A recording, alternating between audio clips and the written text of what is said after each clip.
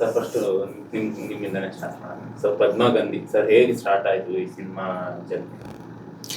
ಪದ್ಮದಿಂದಲೇ ಆರಂಭವಾಯ್ತಿದ್ದು. ಪದ್ಮಕ್ಕಿರುವಂಥ ಇಷ್ಟೊಂದು ವಿಸ್ತಾರ, ಇಷ್ಟೊಂದು ವೈಶಾಲ್ಯ. ಪದ್ಮ ಅಂತಂದ ಕೂಡಲೇ ಪ್ರಾಚೀನ ಕಾಲದಿಂದ ಅರ್ವಾಚೀನದವರೆಗೆ ಇಷ್ಟೊಂದು ವ್ಯಾಪಕತೆ ಹೇಗೆ, ವೈಶಾಲ್ಯ ಹೇಗೆ ಅನ್ನೋದನ್ನು ವಿದುಷಿಯರು ಯೋಚನೆ ಮಾಡಿದಾಗ ಅದು ಸಸ್ಯಶಾಸ್ತ್ರ, ತಂತ್ರಶಾಸ್ತ್ರ, ಮಂತ್ರ, ವೇದ, ಆಯುರ್ವೇದ, ಯೋಗ, ಸಾಹಿತ್ಯ, ಸಂಗೀತ, ನಾಟಕ, ಕಲೆ, ಲಲಿತ ಕಲೆಗಳು, ವಾಸ್ತುಶಿಲ್ಪ, ಅಂದರೆ ನಮ್ಮ ದೇವಾಲಯದ ವಾಸ್ತುಶಿಲ್ಪದಿಂದ ಅಲ್ಲಿವರೆಗೆ, ಅಂದರೆ ಈಗ ರಾಮ ಜನ್ಮಭೂಮಿ ಏನಿದೆ, ರಾಮ ಜನ್ಮಭೂಮಿಯಲ್ಲಿ ಇರುವಂಥ ನಮ್ಮ ಮೂರ್ತಿ ಏನಿದೆ, ಆ ಮೂರ್ತಿಗೂ ಸಹ ಅದರ ಆಧಾರವಾಗಿ ನಮಗೆ ಕಮಲವೇ ಯಾಕೆ ಬೇಕಾಯಿತು ಅನ್ನೋದನ್ನೆಲ್ಲ ತುಂಬ ಸವಿಸ್ತಾರವಾಗಿ ಅಧ್ಯಯನ ಮಾಡ್ತಾ ಹೋದಂಥ ವಿದುಷಿಯವರು ಕೊನೆಗೆ ಇದನ್ನು ಚಿತ್ರರೂಪ ಕೊಡಬೇಕು ಅಂತ ಹೊರಟಾಗ ಪದ್ಮಗಂಧಿ ರೂಪಿತವಾಯಿತು. ಅಂದರೆ ಈ ಸಿನಿಮಾದಲ್ಲಿ ನಾನು ಮೇಜರ್ ಆಗಿ ನೋಡಿರೋಂಥದ್ದು ಹೂವು, ಹೆಣ್ಣು, ಭಾಷೆ ಮೂರನ್ನು ಸಂಸ್ಕೃತ ಭಾಷೆ. ಸೊ ಮೂರನ್ನು ಯಾವ ಥರ ತೋರ್ಸಕ್ಕೆ ಹೋಗ್ತಿದ್ದೀರಾ? ಬೇರೆ ಬೇರೆ ಮಗ್ಗಲುಗಳು, ಎಲ್ಲ ಪಾರ್ಶ್ವಗಳು, ಕಮಲದ ಎಲ್ಲ ಪಾರ್ಶ್ವಗಳು. ಅಂದರೆ ಕಮಲ ಯಾಕೆ ನಮಗೆ ದೈವಿಕ ಸುಗಂಧವನ್ನು ಕೊಡ್ತಾ ಇದೆ? ಸುಗಂಧ ಅಂದರೆ ಇದು ಪದ್ಮಗಂಧಿ ಅಂತ ಹೇಳಿದ್ರೆ ಕೇವಲ ಪದ್ಮದ ಪರಿಮಳ ಅಷ್ಟೇ ಅಲ್ಲ, ಪದ್ಮದ ಸಂಬಂಧಿ ಅನ್ನೋ ಅರ್ಥವನ್ನು ವಿದೇಶಿಗರು ಕೊಟ್ಟಿದ್ದಾರೆ. ಹಾಗಾಗಿ ಪದ್ಮಗಂಧಿಯನ್ನು ಶೀರ್ಷಿಕೆಯನ್ನು ಶಿರೋನಾಮೆಯನ್ನು ಅವರೇ ಕೊಟ್ಕೊಂಡಿರುವಂಥದ್ದು. ಅದಲ್ಲದೆ ಪದ್ಮ ನಮ್ಮ ಬದುಕಿನಲ್ಲಿ ಹಾಸುಹೊಕ್ಕಾಗಿ ಯಾಕೆ ಬೆಸಗೊಂಡಿದೆ, ಯಾವ್ಯಾವ ರೂಪದಲ್ಲಿ ಸಿಗುತ್ತೆ. ಈಗಷ್ಟೇ ಮಾತಾಡ್ಕೊಳ್ತಾ ಇದ್ವಿ, ಯಾವುದೋ ಒಂದು ವಾಹನದ ಹಿಂದೆ ಕೂಡ ಅದು ಪದ್ಮದ ಚಿತ್ರ, ಮತ್ತು ಮನೆ ಮುಂದಿನ ರಂಗವಲ್ಲಿ ಸಹ ಪದ್ಮ, ಎಲ್ಲದಕ್ಕೂ ಪದ್ಮ ಯಾಕೆ ಬೇಕಾಗಿದೆ, ಹಾಗೆ ಪದ್ಮಗಳನ್ನು ಅಷ್ಟೊಂದು ವ್ಯಾಪಕವಾಗಿ ನಮ್ಮ ಬದುಕಿನಲ್ಲಿ ಯಾಕೆ ನಾವು ಬೆಸಗೊಂಡಿದ್ದೇವೆ ಅನ್ನೋದನ್ನು ಹುಡುಕ್ತಾ ಹೋದಾಗ ಅದು ಒಂದು ನಮ್ಮ ದೇಶದ, ಇದರ ನಡುವೆ ನಮ್ಮ ದೇಶದ ಅಸ್ಮಿತೆ, ನಮ್ಮ ದೇಶದ ಶ್ರೇಷ್ಠತೆ, ನಮ್ಮ ದೇಶದ ಪಾರಂಪರಿಕತೆ, ಇವೆಲ್ಲಗಳನ್ನ ನಮ್ಮ ಶೈಕ್ಷಣಿಕ ಪದ್ಧತಿಯಲ್ಲೂ ಗುರುಕುಲ ಪದ್ಧತಿಯಲ್ಲಿ ಇವೆಲ್ಲವೂ ಎಷ್ಟು ನಮಗೆ ಚೆನ್ನಾಗಿದೆ ತಗ್ತಾ ಇತ್ತು, ಇದೆಲ್ಲವನ್ನು ಅನ್ವೇಷಿಸ್ತಾ ಹೋದಾಗೆಲ್ಲ ನಮ್ಮ ಪಾರಂಪರಿಕ ಅಧ್ವರ್ಯರಾಗಿ ಕಣಾದರಾಗಿರ್ಬೋದು, ಸುಶ್ರುತ ಆಗಿರ್ಬೋದು, ಚರಕ ಆಗಿರ್ಬೋದು, ಪತಂಜಲಿ ಆಗಿರ್ಬೋದು, ವರಾಹಮಿಹಿರ ಆಗಿರ್ಬೋದು, ಭಾಸ್ಕರಾಚಾರ್ಯ ಆಗಿರ್ಬೋದು, ಲೀಲಾವತಿ ಆಗಿರ್ಬೋದು, ಇಂಥ ಎಲ್ಲರೂ ಏನನ್ನ ಅದು ವಿಶ್ವಕ್ಕೆ ಕೊಟ್ಟಿದ್ದಾರೆ ಅಂತ ಯೋಚನೆ ಮಾಡ್ತಾ ವೈಶ್ವಿಕ ನೋಟವನ್ನು ಬೀರುವಂಥ ಚಿತ್ರ ಪದ್ಮಗಂಧಿ. ಅಂದ್ರೆ ನೀವು ಟೀಚರಲ್ಲಿ ಪದ್ಮ ಅನ್ನೋ ಒಂದು ವರ್ಡ್ಗೆ 35 ತರದ ಒಂದು ಸಮಾನಾರ್ಥಕ ಪದಗಳು, ಅಂದ್ರೆ ಅರ್ಥಗಳಿದೆ ಅನ್ನೋದು. ಓಕೆ, 35,000. ಓಕೆ, ಅದನ್ನ ಯಾವ ತರ ಈ ಸಿನಿಮಾದಲ್ಲಿ ಟೇಕ್ ಓವರ್ ಮಾಡಿದ್ರು? ಅಮರಕೋಶ ಅಂತ ನಾವೇನು ಹೇಳ್ಕೊಳ್ತಿದ್ವಿ, ಅದಷ್ಟಲ್ಲದೆ ಅನೇಕ ಕೋಶಗಳಿವೆ. ವಿಶ್ವಕೋಶ ಆರಂಭದ್ದು ಭಾರತದ ಮೂಲ ಅಂತ ಎಲ್ಲ ಯೋಚನೆ ಮಾಡ್ಕೊಳ್ತೀವಿ ನಾವು. ಆ ಥರ ಅನೇಕ ಕೋಶಗಳಲ್ಲಿ ಸಾವಿರಾರು ಪರ್ಯಾಯವಾಸಿ ಅಂತಂದರೆ ಅದಕ್ಕೆ ಸಮಾನಾರ್ಥಕ ಪದವಾಗಿ ನಮಗೆ ಪದ್ಮಕ್ಕೆ ಸಿಗ್ತಾ ಹೋಗುತ್ತೆ ಅನ್ನೋದನ್ನು ಪಟ್ಟಿ ಮಾಡ್ತಾ ಹೋಗುತ್ತೆ. ಅದೆಲ್ಲ ವಿದ್ವಾಂಸರು ಕೊಡು ಮಾಡಿದಂಥ ಅಷ್ಟು ಅಧ್ಯಯನದ ನವನೀತ ಏನಿದೆ ಅದನ್ನು ಪದ್ಮಗಂಧಿಗೆ ನಾವು ಬರುವ ಹಾಗೆ ಯೋಚನೆ ಮಾಡ್ಕೊಂಡಿದ್ದೇವೆ. ನೀವು ಬೇಸಿಕಲಿ ಸಂಸ್ಕೃತ ಪ್ರೊಫೆಸರ್ ಹಾಗೂ ಇದಾಗಿದ್ದೀರಾ. ಸೊ ಈ ಸಿನಿಮಾಗೆ ನೀವು ಹಣ ಹೂಡಬೇಕು ಅನ್ನೋಂಥದ್ದು ಯಾಕೆ, ಹೇಗೆ ಅನಿಸ್ತು? ಇದೊಂದು ನಮ್ಮ ವೈಯಕ್ತಿಕ ಆಸಕ್ತಿ. ಈ ಪುಷ್ಪದ ಬಗ್ಗೆ ನಾನು ಅಧ್ಯಯನ ಮಾಡಿದಾಗ ಬಹಳ ಆಶ್ಚರ್ಯ ಅಂತ ಅನ್ನಿಸ್ತು ನನಗೆ. ಪ್ರಪಂಚದಲ್ಲಿ ಯಾವ ಹೂವಿಗೂ ಕೂಡ ಇಷ್ಟೊಂದು ವ್ಯಾಪಕತೆ ಇಲ್ಲ. ನಮ್ಮ ದೇಶದಲ್ಲಿ ಸಾವಿರಾರು ಪುಷ್ಪಗಳಿದೆ. ನಿತ್ಯ ದೇವ್ರ ಪೂಜೆ ಮಾಡ್ತೀವಿ, ಮುಡ್ಕೋತೀವಿ, ಅಲಂಕಾರ ಮಾಡ್ತೀವಿ, ಎಲ್ಲ ಮಾಡ್ತೀವಿ. ಆದರೆ ಈ ಹೂವು ಸಾವಿರಾರು ವರ್ಷಗಳಿಂದ ಏನಿದು ಇಷ್ಟೊಂದು ನಿರಂತರವಾಗಿ ಅದರ ಪ್ರಾಧಾನ್ಯವನ್ನು, ಅದರ ಸೊಗಸನ್ನು ಉಳಿಸ್ಕೊಂಡ್ಬಂದಿದೆ. ಇವತ್ತು ಸಿನಿಮಾಲ್ ನೋಡಿ, ದಿ ಬೆಸ್ಟ್ ಅವಾರ್ಡ್ ಯಾರಿಗೆ ಕೊಡ್ತೀರಿ, ಯಾವ್ದು ಕೊಡ್ತೀರಿ? ಸ್ವರ್ಣ ಕಮಲ ಕೊಡ್ತೀರಿ. ಆವತ್ತಿಂದ ಹಿಡಿದು ಇವತ್ತಿನವರೆಗೂ ಒಂದೇ ಥರ ಇದರ ಒಂದು ಎಕ್ಸಲೆನ್ಸ್ ಅಂತ ಹೇಳ್ತೀರ, ಉತ್ತಮಿಕೆ, ಶ್ರೇಷ್ಠತೆ, ಅದು ಯಾಕಪ್ಪ ಉಳಿಸ್ಕೊಂಡ್ಬಂದಿದೆ ಅಂತ ತುಂಬ ಕುತೂಹಲ ಇತ್ತು ನನಗೆ. ಹಾಗೇ ನೋಡ್ಕೊಂಡು ಹೋದಾಗ ಇದು ಒಂದಲ್ಲ ಎರಡಲ್ಲ, ನಮ್ಮ ಸಂಸ್ಕೃತಿಯ, ದೇಶದ, ಇತಿಹಾಸದ ಎಲ್ಲ ಪದರಗಳಲ್ಲೂ ಹರಡ್ಕೊಂಡ್ಬಿಟ್ಟಿದೆ. ಅದನ್ನೆಲ್ಲ ನಾವು ಸೇರಿಸಿದ್ಮೇಲೆ ತುಂಬ ಚೆನ್ನಾಗಿದೆ ಅಂತ ಅನಿಸ್ತು. ಪುಸ್ತಕಗಳು ಬರೀಬಹುದು ಅದ್ರ ಬಗ್ಗೆ ಬೇಕಾದಷ್ಟು. ಆದರೆ ಸಿನಿಮಾ ಕಟ್ಕೊಟ್ರೆ ಈಗ ನನಗಿರೋವಂಥ ಕುತೂಹಲ, ನನಗಿರೋವಂಥ ಆಸಕ್ತಿನೇ ಬೇರೆಯವ್ರಿಗೂ ದಾಟಿಸ್ದಂಗೆ ಆಗುತ್ತೆ. ಅವರು ಇಷ್ಟಪಡ್ತಾರೆ ಅಂತ ಅನಿಸಿದ್ದು. ಆಮೇಲೆ ಇದೊಂದು ಅಪರೂಪದ ವಿಚಾರ ಅಲ್ವಾ. ತುಂಬ ಸಿನಿಮಾಗಳು ನೋಡಿದ್ದೀವಿ ನಾವು, ತರಾವರಿ ಸಿನಿಮಾಗಳು ನೋಡಿ. ಐತಿಹಾಸಿಕವಾಗಿದೆ, ಸಸ್ಪೆನ್ಸ್ ಇದೆ, ಶೃಂಗಾರ ಇದೆ, ಮನುಷ್ಯರ ಸಂಬಂಧಗಳ ಸಾವಿರಾರು ಸಂಬಂಧಗಳನ್ನು ನಾವು ರೂಪಿಸ್ತಾ ಇರ್ತೀವಿ. ಆದರೆ ಒಂದು ಹೂವನ್ನು ಕುರಿತು ಪ್ರಾಯಶಃ ಮಾಡಿಲ್ವೇನೋ ಅಂತ ಒಂದು ಇದು ಬಂತು ನನಗೆ ಮನಸ್ಸಿಗೆ. ಹಾಗಾಗಿ ಇದನ್ನು ಮಾಡಿದ್ರೆ ಚೆನ್ನಾಗಿರುತ್ತೆ, ಎಲ್ಲರಿಗೂ ಇಷ್ಟ ಆಗುತ್ತೆ. ಈಗ ನನಗಿಷ್ಟ ಆದಮೇಲೆ ಖಂಡಿತ ಎಲ್ಲರಿಗೂ, ಯಾಕಂದರೆ ಇದು ನಮ್ಮದಲ್ವಾ. ಈ ಕಮಲ ಅನ್ನೋದು ಯಾರೋ ಒಬ್ಬರದಲ್ಲ, ಲೀಲಾ ಅವ್ರದ್ದಲ್ಲ, ಸುಚೇಂದ್ರ ಅವ್ರದ್ದಲ್ಲ, ಎಲ್ಲರದ್ದು ಕೂಡ. ಏನಪ್ಪ ಇದು ಇಷ್ಟೊಂದು ಇದೆಯಲ್ಲ, ಇದಕ್ಕೆ ವಿಶೇಷಗಳು, ಇದನ್ನೆಲ್ಲ ಈ ರೀತಿ ದಾಟಿಸೋಣ ಅಂತ ಆಯಿತು. ಇನ್ನು ದುಡ್ಡು ಕಾಸು ಅಂತ ಹೇಳಿದ್ರೆ ಅದು ಆಸಕ್ತಿ, where there is a will there is a way ಅನ್ನೋ ಥರ. ನಾವೇನು ದೊಡ್ಡ ಇಂಡಸ್ಟ್ರಿಯಲಿಸ್ಟ್ ಅಲ್ಲ, ಬಿಸ್ನೆಸ್ ಅಲ್ಲ, ಏನೋ ಅಲ್ಲ, ಏನೋ ನಮಗಿರೋದ್ರಲ್ಲೇ ಮಾಡೋಣ ಅಂತ ಮಾಡಿದ್ದೀವಿ. ಅದು ನನ್ನ ವೈಯಕ್ತಿಕವಾದಂಥ ಒಂದು ಆಸೆ, ಅಪೇಕ್ಷೆ, ಆಸಕ್ತಿ. ನೀವು ಒಬ್ರು ರಾಜಕಾರಣಿ, ರಾಜಕಾರಣದಲ್ಲಿ MLC ಆಗಿದ್ದು. ಅಂಡ್ ಸಿನಿಮಾದ ಹೊಲವು ಹೇಗೆ ಅಂತ? ಸಿನಿಮಾದು ಈಗ ನೋಡಿ, ಇದಕ್ಕೆ ಸಂಸ್ಕೃತಕ್ಕೆ ಹೋಗಬೇಕು. ನಾನು ನೀವೇ ಹೇಳಿದ್ರಿ, ಮೂಲದಲ್ಲಿ ನಾನು ಸಂಸ್ಕೃತ ವಿದ್ಯಾರ್ಥಿ, ಒಂದು 35 ವರ್ಷ ಪಾಠ ಮಾಡಿದ್ದೀನಿ. ಹಾಗಾಗಿ ನಾಟಕಗಳನ್ನು ಮಾಡ್ತಾ ಇದ್ವಿ. ಎಲ್ಲದಕ್ಕಿಂತ ಹೆಚ್ಚಾಗಿ ಎಲ್ಲರೂ ಗಮನಿಸಬೇಕಾಗಿರುವಂಥ ಒಂದು ವಿಷಯ ಅಂತ ಹೇಳಿದ್ರೆ, ಈ ಪರ್ಫಾರ್ಮಿಂಗ್ ಆರ್ಟ್ಸ್ ಅಂತಿದೆಯಲ್ಲ, ದೃಶ್ಯ ಮಾಧ್ಯಮ, ದೃಶ್ಯ ಕಲೆಗಳು, ಇದು ಮೊದಲು ಆರಂಭ ಆಗಿದೆ ನಮ್ಮ ದೇಶದಲ್ಲಿ. ನಿಮಗೆ ಗೊತ್ತಿರಬಹುದು, ನಾಟ್ಯಶಾಸ್ತ್ರ ಅಂತ ಒಂದು ದೊಡ್ಡ ಗ್ರಂಥ ಇದೆ. ಅದರಲ್ಲಿ ಸಕಲ ಕಲೆಗಳು, ಈ ಪಪೆಟ್ರಿ ಇಲ್ಲಿಂದ ಹಿಡಿದು ಏನೇನಿದೆಯೋ ಅದೆಲ್ಲದರ ಒಂದು ರೆಕಾರ್ಡ್, ಅದರ ಒಂದು ಡಾಕ್ಯುಮೆಂಟೇಷನ್ ಅಂತ ಹೇಳ್ತಾರೆ, ದಾಖಲೀಕರಣ ಆಗಿರೋದು ಅದರಲ್ಲಿ. ಇಷ್ಟೊಂದು ಅದ್ಭುತವಾಗಿದೆಯಲ್ಲ ನಮ್ಮ ದೇಶದಲ್ಲಿ ಪರಂಪರೆ. ಇದೆಲ್ಲ ನೋಡ್ತಾ ಇದ್ದೆ, ನಾವು ಪಾಠನೂ ಮಾಡ್ತಾ ಇದ್ವಿ ಅವಾಗ. ಅದು ಬರೀ ಗತವೈಭವ ಆಗಿಬಿಡಬಾರ್ದು, ಅದನ್ನು ಈಗಿನ ಕಾಲಕ್ಕೂ ಕೂಡ ನಾವು ಯಾತಕ್ಕೆ ಸೇರಿಸ್ಕೋಬಾರ್ದು? ಬರೀ ಪಾಶ್ಚಾತ್ಯರಿಂದಾನೇ ಬಂದಿದೆ ಅಂತೆಲ್ಲ. ಈಗ ಸಿನಿಮಾ ಮಾಧ್ಯಮ ಅನ್ನೋದು ಪಾಶ್ಚಾತ್ಯರಿಂದ ಬಂದಿದೆ, ಆದರೆ ಅದರ ಅಡಕ ಇದೆಯಲ್ಲ, ನಾವು ಏನು ತೋರಿಸ್ತೀವಿ ಅದು ಸಾವಿರಾರು ವರ್ಷಗಳಿಂದ ನಮ್ಮಲ್ಲಿದೆ. ಸೊ ಇವೆರಡನ್ನು ಸೇರಿಸಿದ್ರೆ ಹೇಗಿರ್ಬೋದು ಅಂತ ಒಂದು ಕುತೂಹಲ ಹುಟ್ಟಿತು. ಆಮೇಲೆ ಇಂಥ ವಿಚಾರಗಳಲ್ಲಿ ಆಸಕ್ತರು ನಮ್ಮ ಸುಚೇಂದ್ರ ಪ್ರಸಾದ್ ಅವ್ರ ಜೊತೆ ಮಾತಾಡಿದಾಗ ಮಾಡಬಹುದು ಅಂತ ಭರವಸೆ ಕೊಟ್ಟರು. ಅದಕ್ಕೆ ನಮ್ಮ ತನುಮನ ಧನ ಎಲ್ಲ ಅದಕ್ಕೆ ಹಾಕಿ ಮಾಡ್ತಾ ಇದ್ದೀವಿ. ಅದೊಂದು ದೊಡ್ಡ ಆಸಕ್ತಿ ವಿಶೇಷ. ಒಬ್ಬೊಬ್ರಿಗೊಂದೊಂದು ಆಸೆ ಇರುತ್ತೆ. ನನಗೆ ಈ ಆಸೆ ಬಂತು, ದೊಡ್ಡ ಮನೆ ಕಟ್ಟಬೇಕು ಅಂತನೋ ಇನ್ನೇನು ಮಾಡಬೇಕು ಅಂತನೋ, ನನಗೆ ಚಿತ್ರ ಮಾಡೋಣ ಅಂತ ಆಸೆ ಬಂತು.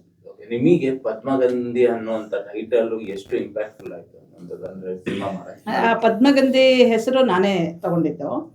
ಈ ಸಂಸ್ಕೃತಕ್ಕೆ ನೀವಾಗಲೇ ಹೇಳಿದ್ರಲ್ಲ, ಈ ಸಂಸ್ಕೃತದಲ್ಲಿ ಸಾವಿರಾರು ಪದಗಳಿದೆ. ಬರೀ ಪದ್ಮಕ್ಕೊಂದೇ ಅಲ್ಲ, ನೀರಿಗೆ ಒಂದು ಈಗಲೇ ನಾನು ಬೇಕಾದರೆ ಒಂದು 20 ಪದಗಳನ್ನು ಹೇಳ್ಬೋದು. ಒಂದು ರಸ ಅಂದರೆ ಅಷ್ಟು ಪದಗಳಿದೆ. ಅಂದರೆ ತುಂಬ ಶ್ರೀಮಂತವಾದಂಥ ಭಾಷೆ. ಪದ್ಮ ಅನ್ನೋದು ಕೂಡ ಒಂದು. ಎಲ್ಲದಕ್ಕಿಂತ ಹೆಚ್ಚಾಗಿ ಪದ್ಮಗಂಧಿ ಅನ್ನೋದು ತುಂಬ ಬಳಕೆಯಲ್ಲಿರುವಂಥದ್ದು ನಮ್ಮ ಸಾಹಿತ್ಯದಲ್ಲೆಲ್ಲ. ಇವತ್ತು ನೋಡಿ, ನಿಮಗೆ ನಾಗರ ಪ್ರಶಸ್ತಿಗಳು ಕೊಡ್ತಾರಲ್ಲ, ಪದ್ಮಶ್ರೀ, ಪದ್ಮವಿಭೂಷಣ, ಇವೆಲ್ಲದಲ್ಲೂ ಪದ್ಮನೇ ಇದೆ. ಆಮೇಲೆ ಪದ್ಮಗಂಧಿ ಅನ್ನೋದು ಕೂಡ ಈಗಾಗಲೇ ಪ್ರಯುಕ್ತವಾಗಿರುವಂಥ ಶಬ್ದ. ಹಾಗಾಗಿ ಅದು ಹೊಸದಾಗಿದೆ. ಬೇರೆ ಏನೇನೇನೇನೋ ಕೊಡ್ತೀವಿ. ಕಮಲ ಅನ್ನೋದು ತುಂಬ ಕಾಮನ್ ಶಬ್ದ. ಆಮೇಲೆ ಬೇರೆ ಬೇರೆ ಅದಕ್ಕೆ ಅರ್ಥಗಳಿರುತ್ತೆ. ಪದ್ಮ ಅಂದ್ರೂ ಒಂದೇ, ಕಮಲ ಅಂದ್ರೂ ಒಂದೇ, ಏನಂದ್ರೂ ಒಂದೇ, ಅರವಿಂದ ಅಂದ್ರೂ ಒಂದೇ. ಹಾಗಾಗಿ ಪದ್ಮಗಂಧಿ ಅನ್ನೋದು ಸ್ವಲ್ಪ ಹೊಸದಾಗಿದೆ, ಕೇಳೋಕೆ ಚೆನ್ನಾಗಿದೆ, ಆಮೇಲೆ ಅರ್ಥ ಕೊಡ್ತಾ ಇದೆ. ಆಗಲೇ ಅವ್ರು ಹೇಳಿದ್ರಲ್ಲ, ಅದು ಪರಿಮಳನೂ ಹೌದು, ಜೊತೆಗೆ ಸಂಬಂಧ, ಪದ್ಮ ಸಂಬಂಧಿ ವಿಚಾರ ಆಗಿರೋದ್ರಿಂದ ಇದು ಸೂಕ್ತವಾಗಿರುತ್ತೆ ಅಂತ. ನಿಮ್ಮ ಪಾತ್ರದ ಬಗ್ಗೆ ಪಾತ್ರದ ಬಗ್ಗೆ. ಸೊ ನಾನು ಪದ್ಮಗಂಧಿ ಸಿನಿಮಾದಲ್ಲಿ ಗುರುಮಾತೆಯ ಪಾತ್ರವನ್ನು ಮಾಡಿದ್ದೇನೆ. ನನ್ನ ವಯಸ್ಸಿಗೆ ಮೀರಿದ ಪಾತ್ರ. So it was a quite challenging character for me. ಅಂದ್ರೆ ಈ ಬೇಸಿಕಲಿ ಒಬ್ಬ ನಟಿ ಸಿನಿಮಾಗೆ ಬರಬೇಕು ಅಂದ್ರೆ ಈ ಗ್ಲಾಮರಸ್ ರೋಲು ಇದು ಥಾಟ್ ಅಲ್ಲೇ ಬರ್ತಾರೆ. ನೀವು ಒಂದು ಸಾಂಸ್ಕೃತಿಕ ಅಂದ್ರೆ ಈ ಒಂದು ಮಣ್ಣಿನ ಇದನ್ನ ಇಟ್ಕೊಂಡು ಬಂದಿರುವಂಥದ್ದು, ಅದು ಹೇಗೆ ಅನ್ಸ್ತದೆ? ಗ್ಲಾಮರಸ್ ಕ್ಯಾರೆಕ್ಟರ್ ಮಾಡುವಂಥದ್ದು ತುಂಬ ಸುಲಭ. ಇವಾಗ ನಾವು I can go and do a glamorous character. But ಇಂಥದ್ದೊಂದು ಕ್ಯಾರೆಕ್ಟರ್ ಸಿಗುವಂಥದ್ದೇ ದೊಡ್ಡ ವಿಷಯ. ನಾನು ಆಡಿಷನ್ಸಲ್ಲಿ ಪಾಸ್ ಆದಾಗ first thing I thought is, okay, ನನ್ನ ಆ್ಯಕ್ಚುಲ್ ಸಿನಿಮಾ ಅಂದರೆ ಒಬ್ಬ ನಟಿಯಾಗಿ ಪರ್ಫಾರ್ಮೆನ್ಸಿಗೆ ಪೂರಕವಾಗಿರುವಂತಹದೊಂದು ಪಾತ್ರ ಸಿಕ್ಕಿದೆ. So glamorous role any day we can do sir. ನನ್ನ ವಯಸ್ಸಿಗೆ ಮೀರಿದಂತಹ ಪಾತ್ರ ಅದನ್ನು ಅಳವಡಿಸ್ಕೊಂಡು ಒಂದು ಕ್ಯಾರೆಕ್ಟರ್ ಅದಕ್ಕೆ ಇನ್ವಾಲ್ವ್ಮೆಂಟ್ ಕೊಟ್ಟು ಮಾಡುವಂಥದ್ದು, ದಟ್ ಈಸ್ ಇಂಥ ಸಿನಿಮಾಗಳೇ ತುಂಬ ಚಾಲೆಂಜಿಂಗ್ ಆಗಿರುವಂಥದ್ದು. So yes. ಅಂದ್ರೆ ಏನೆಲ್ಲ ಚಾಲೆಂಜಸ್? ಯಾಕಂದ್ರೆ ನೀವು ಒಬ್ಬ ಗುರುಗಳಾಗಿ ಕಾಣಿಸ್ಕೊಂಡಿರೋದ್ರಿಂದ ಈ ಸಂಸ್ಕೃತದ ಇದು ಉಚ್ಚಾರಣೆಗಳು ಅವೆಲ್ಲ ನಿಮ್ಗೆ ಕಲಿಬೇಕಂತ, ಅದೆಲ್ಲ ಹೇಗೆ? ಸಂಸ್ಕೃತ ನಾನು ಹೈಸ್ಕೂಲ್ ಆ್ಯಂಡ್ PU ಅಲ್ಲಿ ನನ್ನ ಫಸ್ಟ್ ಲ್ಯಾಂಗ್ವೇಜ್ ಇದ್ದದ್ದು ಸಂಸ್ಕೃತ. ಸೊ ಅದರಿಂದ ತುಂಬ ಹೆಲ್ಪ್ ಆಗಿದೆ. ಸೊ ಸಂಸ್ಕೃತ ಎಲ್ಲೂ ನನಗೆ ಭಾಷೆಯ ಪ್ರಾಬ್ಲಮ್ ಎಲ್ಲೂ ಆಗಲಿಲ್ಲ. ಅದರ್ ದೆನ್ ಕ್ಯಾರೆಕ್ಟರ್ ಅಂತ ಬಂದಾಗ ನಾನು ನನ್ನನ್ನು ಮೆಂಟಲಿ ಪ್ರಿಪೇರ್ ಆಗಬೇಕಿತ್ತು. ದಟ್ ಓಕೆ, ನಾನೊಬ್ಬ ಟೀಚರ್ ಅದೇ ಗುರುಮಾತೆ ಆಗಿ. ಸೊ ಗುರುಮಾತೆ ಅಂತ ಹೇಳಿದ ಕೂಡಲೇ ಇಂಟೆಲೆಕ್ಚುವಲ್ ಡೆಪ್ತ್ ಕೂಡ ಇರಬೇಕು ಒಬ್ಬ ಪರ್ಸನಲ್ಲಿ. ಸೊ ಅದನ್ನೆಲ್ಲ I studied a lot of things. ಇವಾಗ ಒಂದು ಇವತ್ತಿನ ಸೀನ್ ಇದೇನು ಮೆಟೀರಿಯಲ್ ಸಿಗ್ತಾ ಇತ್ತು, ಅದರಲ್ಲಿ ಒಂದು ಪಿಕ್ಚರ್ ಸಿಗ್ತಾ ಇತ್ತು ನನಗೆ. Okay, this is the scene today. So ಅದನ್ನು ಪ್ರಾಕ್ಟೀಸ್ ಮಾಡಿ ನಾನು ಈ ಕ್ಯಾರೆಕ್ಟರ್ಗೆ ನಾನು had to put on weight ಮಾಡಿದ್ದೇನೆ. ಬಿಕಾಸ್ ಆ ಕ್ಯಾರೆಕ್ಟರ್ನ ಮ್ಯಾಚ್ ಆಗಬೇಕಿತ್ತು. ಸೊ ಭಾಷೆಯಲ್ಲಿ, ನನ್ನ ಭಾವದಲ್ಲಿ, ಮಕ್ಕಳ ಜೊತೆ, ಗುರುಕುಲದ ಮಕ್ಕಳ ಜೊತೆ ಒಂದು ಒಳ್ಳೆಯ ಒಡನಾಟ ಬೆಳೆಸ್ಕೊಂಡೆ. So that I could be that character. So yes. ಏನೆಲ್ಲ ಅಂದ್ರೆ ಚಾಲೆಂಜಿಂಗ್ ಸಿಚುವೇಶನ್ಗಳು ಏನೇನಿತ್ತು ಈ ಸಿನಿಮಾದಲ್ಲಿ ಪಾತ್ರಗಳನ್ನ ನಿರ್ವಹಣೆ ಮಾಡ್ಬೋದು? C one thing is being in the character. ನಾನು ಆಮ್ ಅ ಸ್ಟೂಡೆಂಟ್.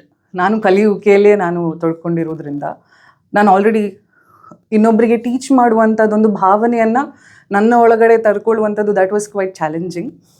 ಸೊ ಅದಕ್ಕೆ ನನಗೆ ಸುಚೇಂದ್ರ ಪ್ರಸಾದ್ ಸರ್ ತುಂಬ ಹೆಲ್ಪ್ ಮಾಡಿದ್ದಾರೆ. ನನಗೆ ಎಷ್ಟೆಲ್ಲ ಡೌಟ್ಸ್ ಇತ್ತು, ನಾನು ಹೇಗೆ ಆ್ಯಕ್ಟ್ ಮಾಡಬೇಕು, ಯಾವ ಭಾವನೆಯನ್ನು ಎಲ್ಲಿ ತೋರಿಸ್ಬೇಕು, ಇದನ್ನೆಲ್ಲ ತುಂಬ ಕಲ್ತ್ಕೊಂಡಿದ್ದೇನೆ ಸರಿಂದ. So and from entire team. Other than that ಅಂದರೆ one more challenging is to act without makeup, ಅದೆಲ್ಲ ಏನೂ ಇಲ್ಲದೆ ಒಂದು ಸಾಧಾರಣವಾದಂಥ ಒಂದು ಕಾಟನ್ ಸೀರೆ ಹಾಕಿ ಸಿಂಪಲ್ ಹೇರ್ ಸ್ಟೈಲ್, ಅದೆಲ್ಲ ನನಗೆ ಸ್ವಲ್ಪ ಚಾಲೆಂಜಿಂಗ್ ಇತ್ತು. ಬಟ್ ಕ್ವಾಲಿಟಿ ಸಿನಿಮಾ ಆಗಿರೋದ್ರಿಂದ ಇಟ್ಸ್ ವರ್ತ್ ಇಟ್ ಅಂತ ಅನ್ಸುತ್ತೆ. ಸರ್, ನೀವು ಮ್ಯೂಸಿಕ್ ಬಗ್ಗೆ ಮಾತಾಡೋದಾದ್ರೆ ಏನ್ ಹೇಳ್ತೀರಾ? ಅಂದ್ರೆ ಈ ಸ್ಲೋ ವರ್ಬ್ ಅಂದ್ರೆ ಈಗ ಫಾಸ್ಟ್ ಫೇಸಿಂಗ್ ಹೋಗೋ ಈ ಸ್ಲೋ ಮ್ಯೂಸಿಕ್ ಯಾವ ತರ ಇಂಪ್ಯಾಕ್ಟ್ ಆಗುತ್ತೆ ಜನಕ್ಕೆ ಅಂತ? ಇದು ಸ್ಲೋ ಮ್ಯೂಸಿಕ್ ಅಲ್ಲ. ಮೊದಲನೇದಾಗಿ ಇದರಲ್ಲಿ ಇರೋ ಹಾಡುಗಳು ಕೆಲವರಲ್ಲಂತೂ ಎಷ್ಟು ಫಾಸ್ಟ್ ಆಗಿ ಸಾಧ್ಯ ಇದೆ ನಮ್ಮ ಸಂಗೀತದಲ್ಲಿ ಅದನ್ನೆಲ್ಲ ತೋರಿಸಿದ್ದೀವಿ.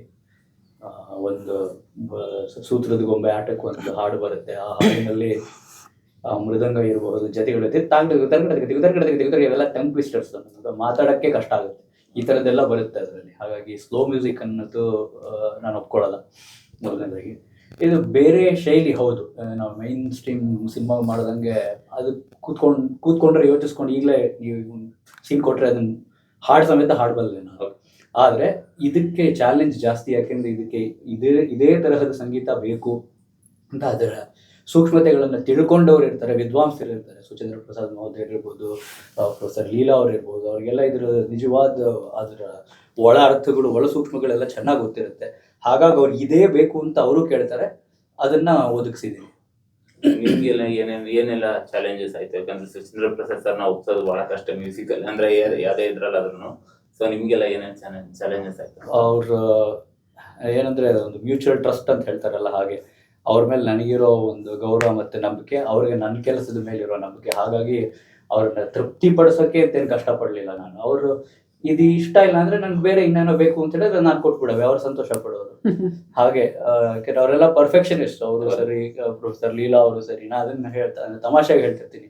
ಪ್ರೊಫೆಸರ್ ಲೀಲಾ ಅವರು ಅಷ್ಟೇ, ನನಗೆ ಈ ಇನ್ಸ್ಟ್ರೂಮೆಂಟ್ ಬೇಕಂದ್ರೆ ಇದೇ ಬೇಕು ಅಂತ ಅವ್ರು ಹೇಳೋರು. ಯಾಕೆಂದ್ರೆ ಅವ್ರಿಗೊಂದಿರೋ ಒಂದು ಭಾವನೆ ಇರುತ್ತೆ, ಅದನ್ನ ನೋಡಿದಾಗ ಹಿಂಗಿದ್ರೆ ಚೆನ್ನಾಗಿರುತ್ತೆ ಅನ್ಸುತ್ತೆ. ಅವಾಗ ಅದನ್ನ ನಾನು ಕೊಟ್ಟಿದ್ದೀನಿ. ಹಾಗಾಗಿ ಚಾಲೆಂಜ್ ಅಂತೇನು ಆಗಲಿಲ್ಲ ನನಗೆ.